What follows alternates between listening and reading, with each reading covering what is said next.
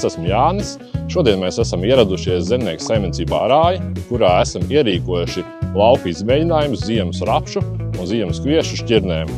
Uz šiem izmēģinājumu laukiem mēs esam ierīkojuši auga aizsardzības līdzekļu tehnoloģiju salīdzinājumus, kā arī esam veikuši dažādu lapu mēslojumu tehnoloģiju salīdzinājumu. Šī gada 3. jūlijā norisināsies mūsu lauku dienas, kurās mēs apskatīsim mūsu piedāvātās ziemas rapšu šķirnes. Esam iesējuši 11 šķirnes. Kopā ar mūsu sadarbības partneriem mēs izvērtēsim un pārrunāsim viņu piedāvātās tehnoloģijas. Esam iesējuši 6 ziemas kviešu šķirnes, kuras mēs varēsim salīdzināt un izvērtēt.